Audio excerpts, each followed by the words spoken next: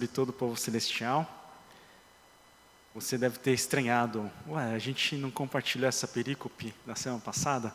Sim, é a mesma passagem da semana passada, porém com um enfoque diferente. E eu achei que seria muita informação, muita coisa abordar tudo isso em um domingo só, por isso nós dividimos em dois temas diferentes. A gente vive numa época em que um dos grandes males, uma das grandes doenças, apesar de ser uma controvérsia ser chamado isso de doença, mas é a questão da doença mental, a ansiedade, a crise de ansiedade ou até mesmo a depressão. A depressão está mais relacionada com o passado, a ansiedade com o futuro, mas a gente está vivendo uma era em que isso tem gerado muita preocupação, muita preocupação por parte dos profissionais da saúde. E, desculpem, eu não vou conseguir aprofundar muito nesse tema, se vocês quiserem, a gente pode até fazer uma série sobre isso, e aí posso pesquisar mais, ou até mesmo, de repente, fazer um catalisador sobre isso. Mas das coisas que a gente identifica, ou pelo menos que é apontado, dentro desse grande male dessa geração, da ansiedade e da depressão, uma das coisas é o fato de não conseguir desfrutar do momento. O que isso quer dizer? A gente, ao mesmo tempo que tem acesso à tecnologia, a muitas informações, a gente não consegue desfrutar muito bem das coisas. Então, por exemplo, eu vou estudar para a prova, mas ao mesmo tempo eu ouço música, faço uma outra coisa.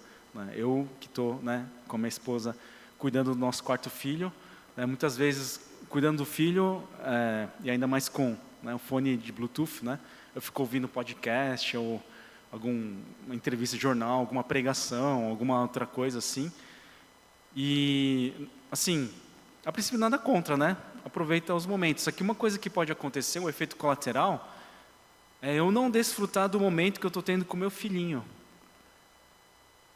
Porque o meu filho, sei lá, eu posso estar, por exemplo, colocando ele para arrotar, ou para fazer a digestão, após a amamentação, ficar aqueles famosos 10, 15 minutos assim com ele, e ao invés de eu ouvir a respiração dele, sentir a respiração dele no meu peito,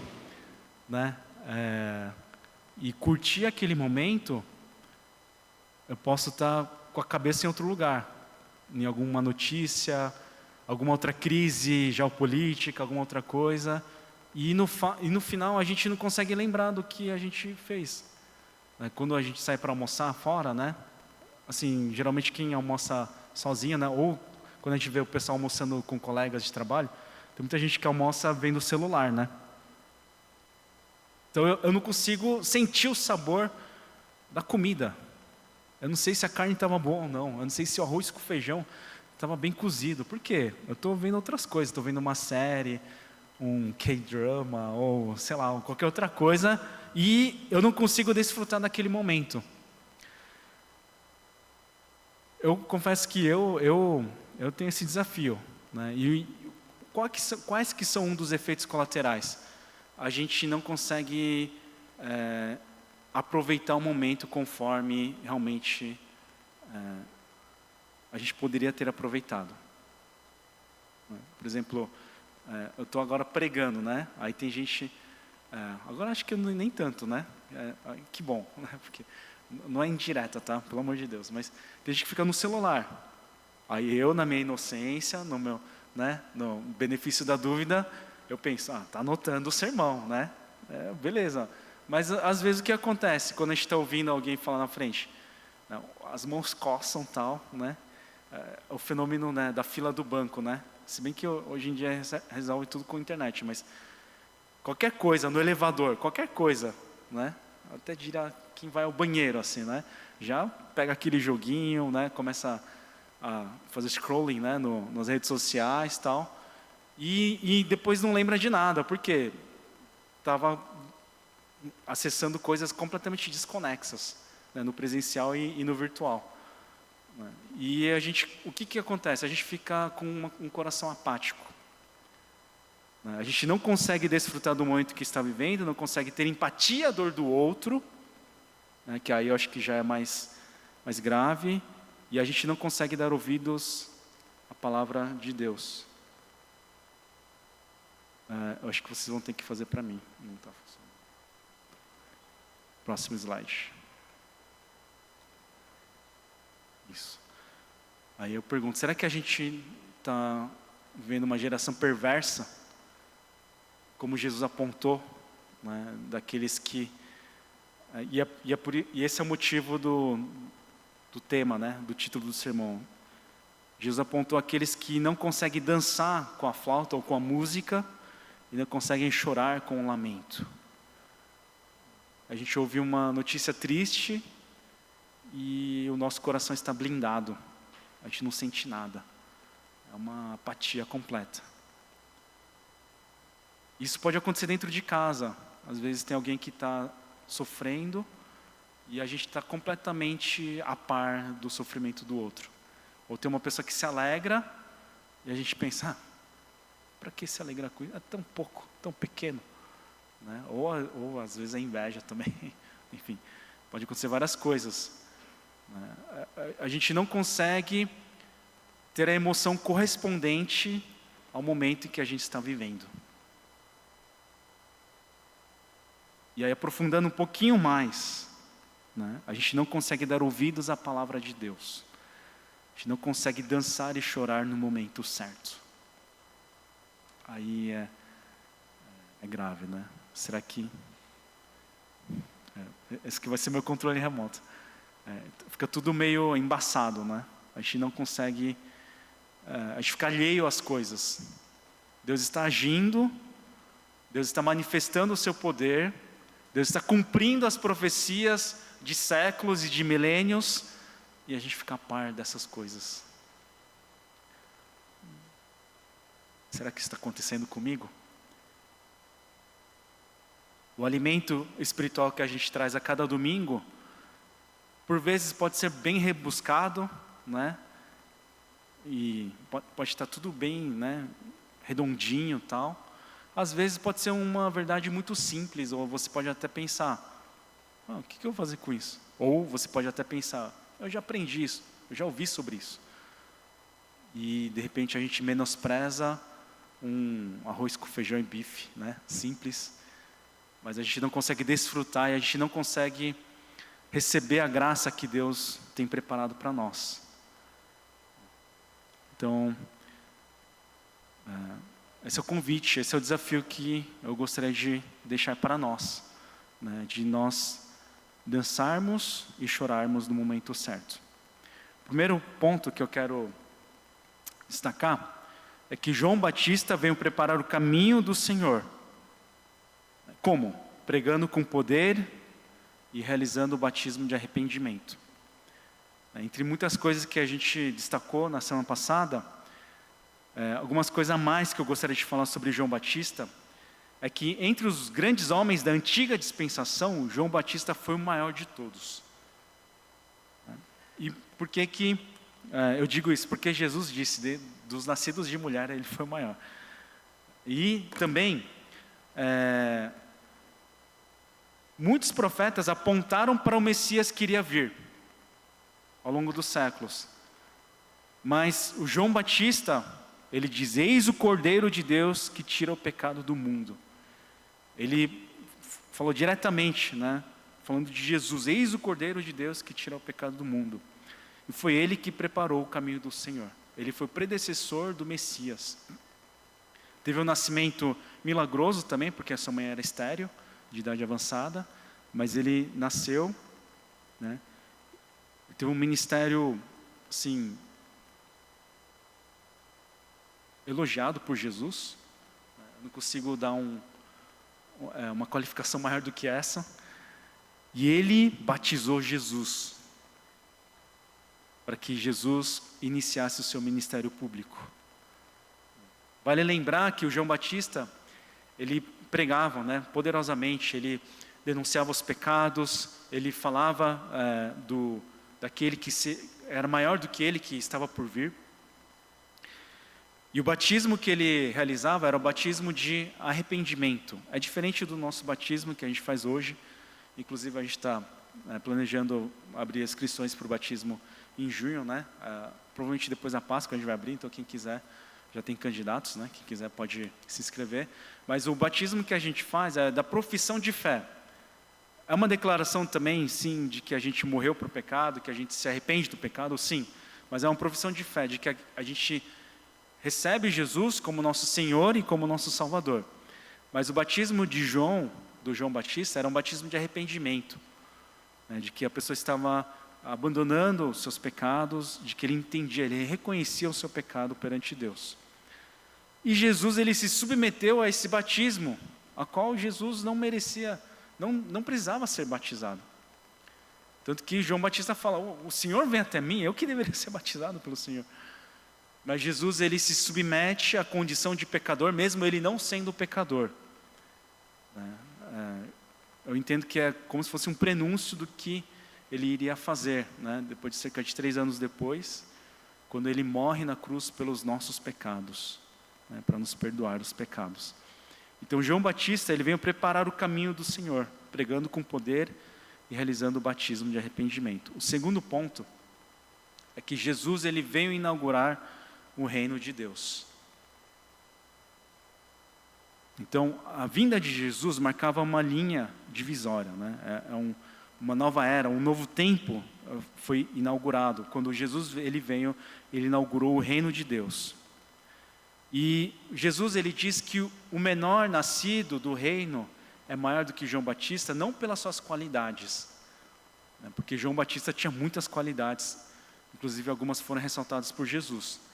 Mas é porque aquele que é nascido no reino de Deus, né, e Jesus ele explora isso no diálogo com Nicodemos em João 3, né, aquele que é nascido de Deus, aquele que é nascido, né, do Espírito de Deus, ele passa a possuir ao tempo do cumprimento.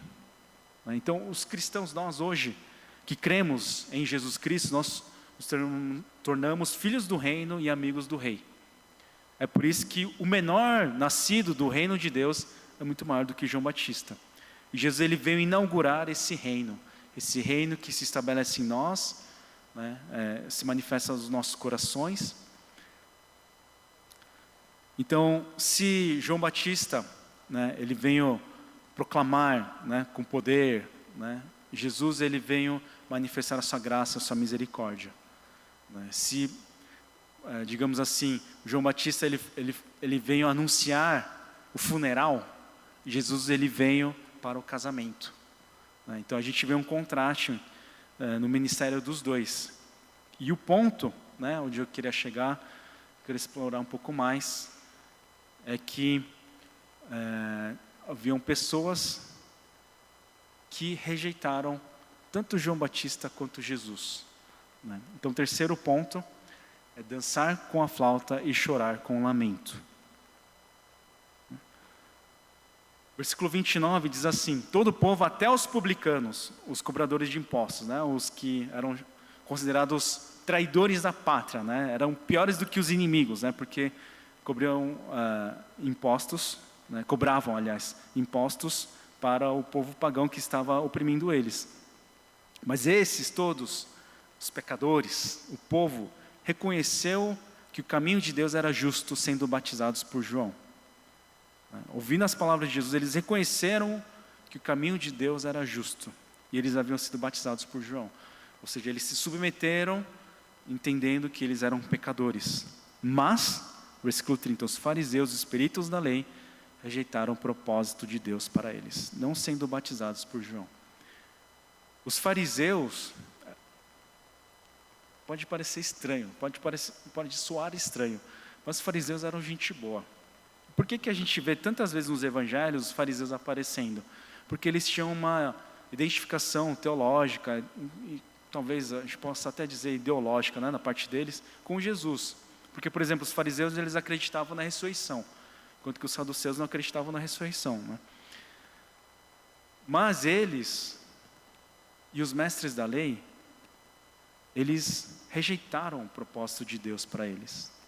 Eles não foram batizados por João, eles não reconheceram que eles eram pecadores. Eles não queriam dar o braço a torcer para João, não quiseram dar o braço a torcer para Jesus Cristo. E aí Jesus ele aponta para essa geração. E qual que é a característica que Jesus ele aponta? Nós lhes tocamos flauta, mas vocês não dançaram. Cantamos um lamento, mas vocês não choraram. Eles não conseguiam reagir de acordo com o momento. Eles não conseguiam reagir de acordo com a ação de Deus, de acordo com a palavra de Deus. Eles não conseguiam se alegrar com a palavra de Deus, não conseguiam chorar com a palavra de Deus. Ora, não há semelhança da nossa geração com estes? A gente tem acesso a tantas informações hoje em dia, mas aí dizem, né? Não sei, dizem que essa geração, não sei se é a geração alfa, né? Ou depois da alfa, que o QI está mais baixo que, né? A nossa geração, dos millennials, né? Não sei qual geração você está, mas em média, né? Diz que o QI está mais baixo, né? Ou seja, eles não estão exercitando toda a consciência de inteligência que eles têm. E a gente tem acesso a tanta informação, eu vejo tanta gente, até às vezes a pessoa fala em nome da ciência, mas usa de pseudociência para argumentar a favor daquilo que ele advoga, né? No fundo, a pessoa nem sabe o que está falando. Não tem noção do que está falando. A gente está vivendo nessa geração, né? Em mãos a gente tem né, uma máquina de um processamento muito superior ao processamento da tecnologia que levou o homem para a Lua. Muito superior, muito mais potente. Mas a gente não consegue desfrutar do momento. O mal do século, né, segundo os profissionais da área da saúde, é a questão da ansiedade e da depressão. Até, né, tem gente que fala de mindfulness, né, de você aproveitar o momento, você sentir a brisa, você sentir o sabor da salada, né? Se bem que o meu filho não gosta, tem gente que não gosta de salada, né? Mas você mastigar, você sentir o sabor do arroz com feijão, da carne, né? Eu poder desfrutar, né? Eu tenho que me lembrar, quando eu estou colocando meu filho para dormir, né? Hoje às 3:30 da manhã, meu filho chorava, né? Ele ficou até rouco de tanto chorar, e eu, dorme, pelo amor de Deus, né? E eu tenho que me lembrar, esse tempo vai passar. Depois eu não vou conseguir mais desfrutar do meu filho aqui no meu colo, né? Conseguir resolver tudo no colo, né? Os meus outros filhos que estão crescendo, tem que conversar, tem que falar, persuadir, isso aqui, lá. Que também eu preciso desfrutar desse momento, né? E principalmente ouvir a voz de Deus. Prestar atenção no que Deus está falando. Se alegrar quando Deus fala, meu filho amado. Você já se alegrou com isso? Quando Deus fala, meu filho amado, eu tenho prazer em você.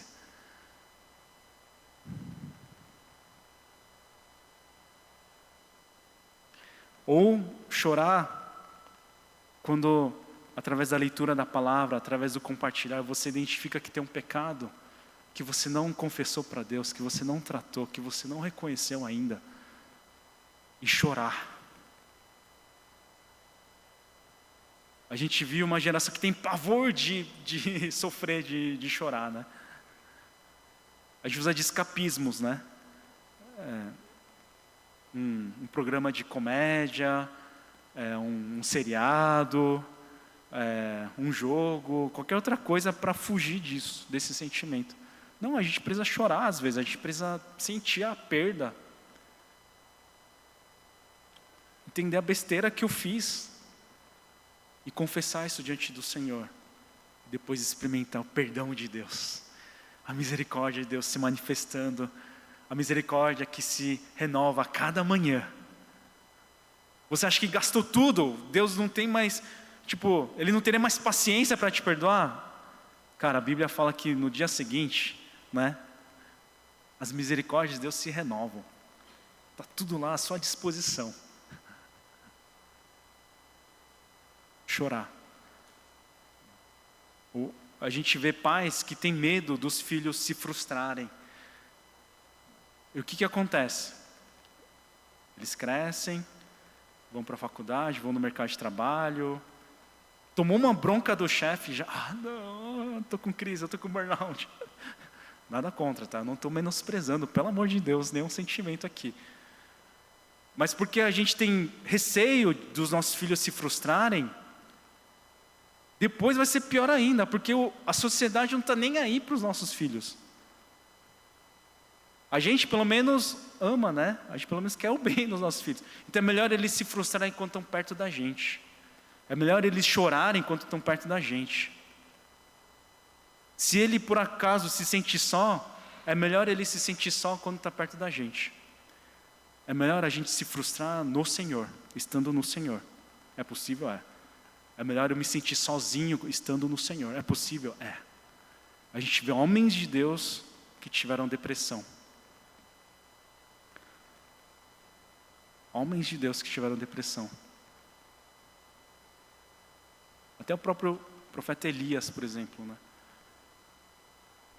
Depois de uma disputa animal com os profetas de Baal, ele recebe uma ameaça da Jezabel. Ele entra em pânico, né? Até que Deus vai lá, consola ele e fala que tem mais tantos outros profetas, milhares de profetas preparados também. Todos nós somos passíveis de passarmos por esse tipo de sentimento. Tudo bem a gente passar por isso. Tudo bem eu sofrer, tudo bem eu não estar bem. Tudo bem eu me sentir só. Tudo bem eu ficar com medo do que vai acontecer no futuro.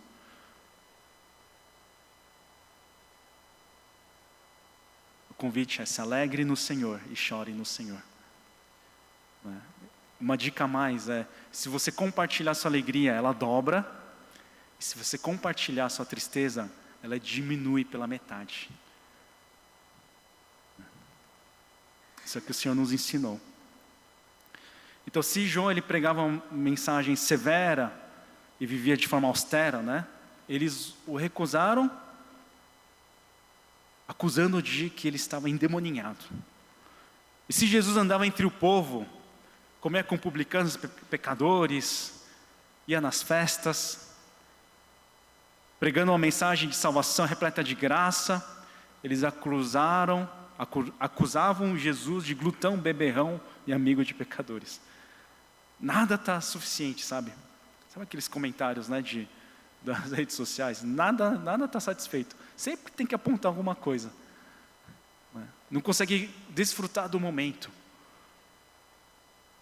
Muitas vezes essa é a nossa geração. Muitas vezes eu sou esse cara que não consegue chorar com os que choram, não consegue se alegrar com os que se alegram e principalmente não consegue ouvir a voz de Deus, não consegue enxergar Deus agindo na minha vida e na nossa comunidade, ao nosso redor. Então esse é um convite para que nós possamos dançar com a flauta e chorar com lamento. Quarto e último ponto, né, indo para a conclusão também. Os discípulos são testemunhas da sabedoria do Messias. Achei muito legal, muito interessante, que Jesus ele fala desse problema dessa geração perversa, né, de que não ri, não chora, não dança, não chora. Né? E você pode até pensar: poxa, eu vou dançar, eu nem sei dançar, né, eu não tenho mais idade para isso. Dança, pode dançar. Não se preocupe com o que as pessoas vão pensar de você. Dance, se alegre. Mas na hora de chorar, também chore também. Não tenha medo. E aí, o que eu achei que é legal? Versículo 35. mas a sabedoria é comprovada por todos os seus discípulos. A sabedoria do Senhor, que a gente às vezes não consegue enxergar, a gente não consegue reconhecer, é comprovada por todos os seus discípulos.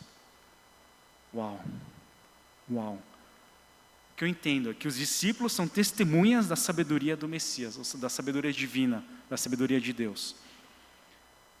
E pensando nisso, eu lembrei de João 15, é um texto que eu gosto de revisitar muitas vezes, e eu já compartilhei com você algumas vezes, mas Jesus diz assim: se vocês permanecerem em mim, e as minhas palavras permanecerem em vocês, pedirão o que quiserem e lhes será concedido. Uau, esse é um princípio animal, assim, é estupendo, é estupefato, assim, inenarrável.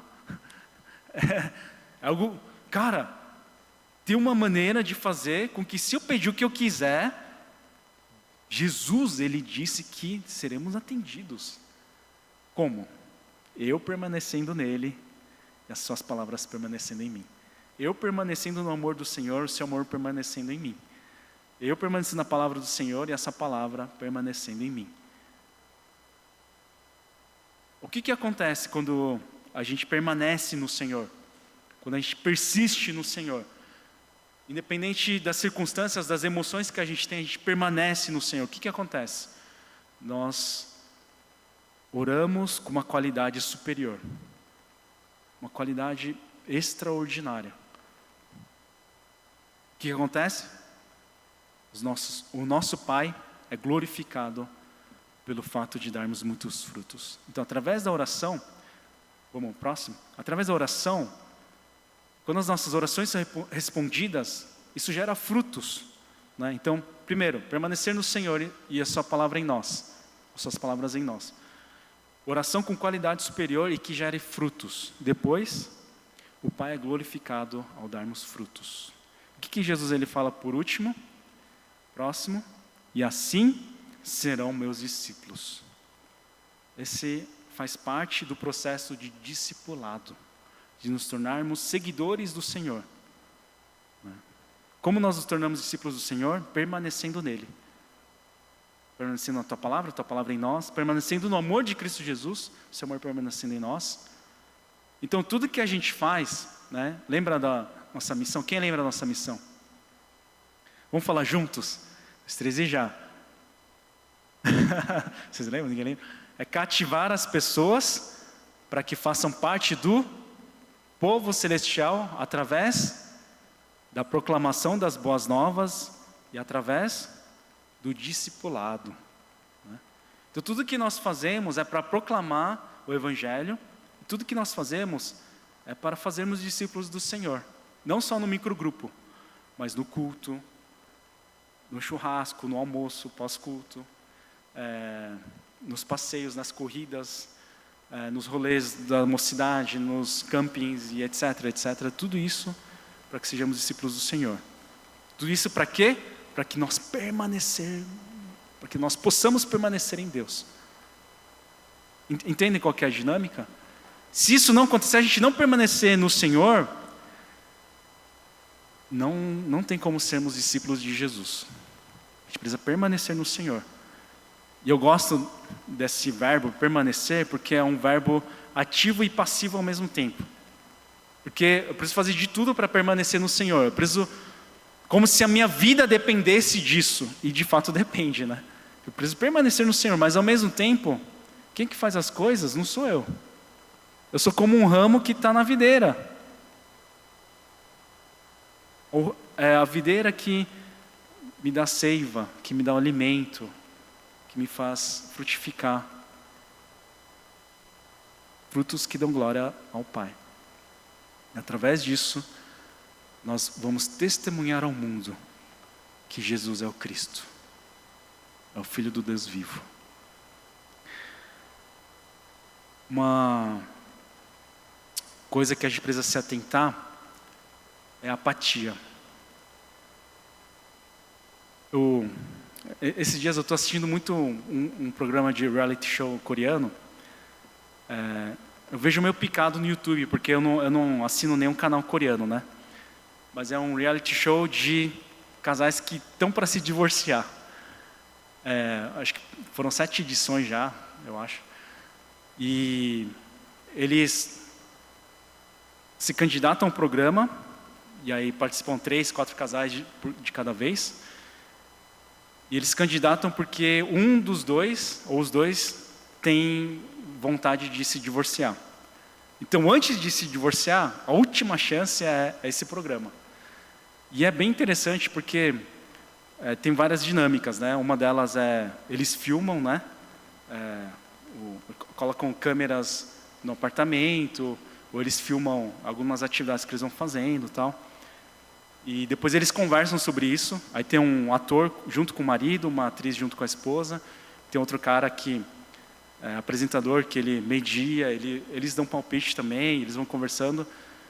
E tem vários momentos, né? Um deles é uma conversa com uma psicóloga. Inclusive ela é cristã, né? Curiosamente ela é cristã. Eles respondem um questionário extenso sobre eles, sobre o cônjuge, sobre o casamento e tudo mais. Ela, baseado nisso, baseado em tudo que passou, ela conversa com eles. E um ponto que eu acho muito interessante é que mesmo gente que está meio marrento ou inflexível, tem um momento que quebra assim, que se quebranta. E é o momento em que ela pergunta, ela conversa e ela começa a validar o que a pessoa está sentindo, os esforços dela e o que ela está passando, e o pensamento dela, o desejo dela. Ela verbaliza tudo que passa e ela é uma profissional excelente, excepcional. E tem hora que ela puxa a orelha, né? Fala, oh, isso é muito grave o que você está fazendo. Esse tipo de atitude que você toma é muito perigoso e assim por diante. Mas ela também, ela reconhece quando se esforça. Ela fala, eu sei do seu coração. E é engraçado porque tem casos em que a mulher não se sente amada, só que o cara está se matando por ela. Mas ao mesmo tempo ele não sabe expressar o amor por ela. E aí fica essa comunicação totalmente quebrada. Só que ela consegue organizar todas essas coisas, vendo o questionário, conversando com cada um, depois conversando com os dois juntos. E o momento que quebra a pessoa, mais dura, mais inflexiva, é quando ela reconhece a pessoa. Quando a pessoa se sente vista e ouvida. Nossa, isso acaba com a pessoa. Eu estou até aprendendo, né, nos aconselhamentos pastorais, né? Puxa, essa é uma coisa que eu preciso aprender, mas... Cara, como isso é importante. A pessoa ser vista e ser ouvida. E ela entender, poxa, tem alguém que me entende. Tem alguém que me compreende. E sabe que uma coisa que é muito perigosa? É a apatia. É quando você não consegue entender o que você está sentindo, você pensa, eu não estou sentindo nada. Ou você chora e você nem sabe por que está chorando.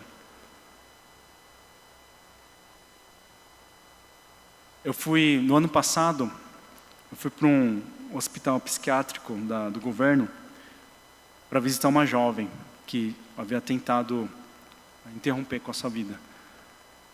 E tinha sido uma das muitas tentativas, a família não aguentou, internou ela, fui visitar ela. E eu fui conversando, né, o que aconteceu, tal. Sabe o que me chamou a atenção? No caso dela, não posso dizer que são todos os casos, mas no caso dela, ela falou, o motivo, pastor, de eu ter tentado, é porque eu não sentia nada. Eu queria sentir alguma coisa.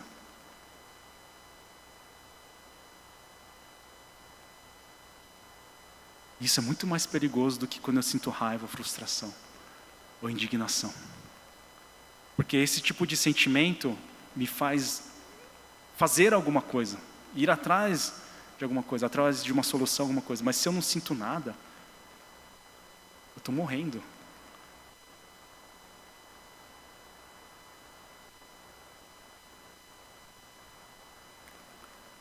E isso pode ser, espiritualmente falando, o sinal de muita opressão, pode ser demoníaca também, por que não? Ou consequência do próprio pecado, o pecado dos outros, mas isso também pode ser resultado de uma idolatria. Tem um salmo que diz que sejam como os ídolos, que têm olhos, mas não enxergam, têm ouvidos, mas não ouvem, têm boca, mas não falam.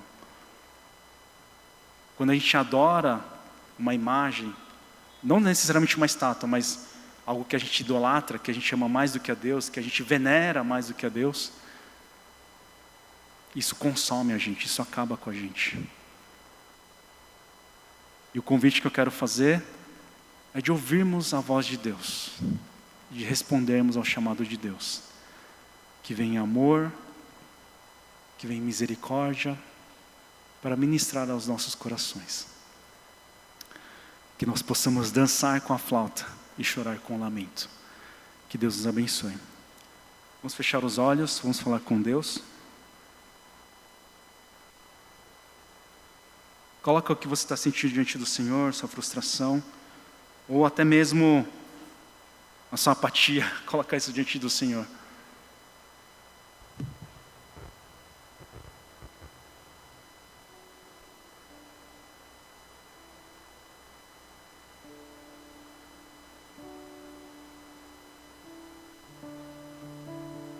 Pai, nesse momento, quero colocar os nossos irmãos nas Tuas mãos, apresentar diante do Senhor.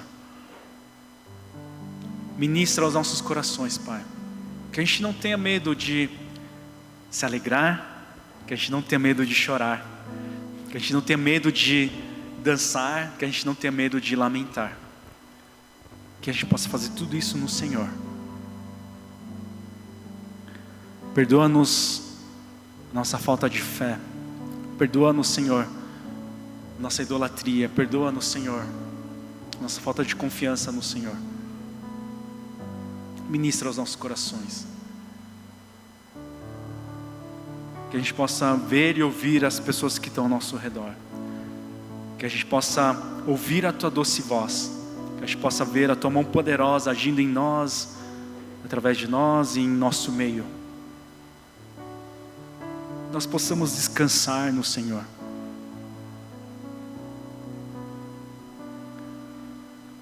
Que possamos dançar na Sua presença. Que possamos lamentar na Sua presença.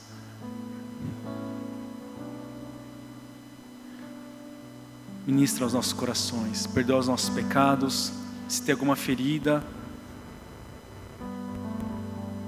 se tem algo que ainda atormenta, que seja livre disso, em nome de Jesus. E se tem algo que traz medo, insegurança com relação ao futuro, Pai, tem misericórdia, ministra aos nossos corações, que possamos descansar no Senhor, descansar no Senhor. Colocamos nossos sonhos, nossos desejos, nossos planos nas Tuas mãos.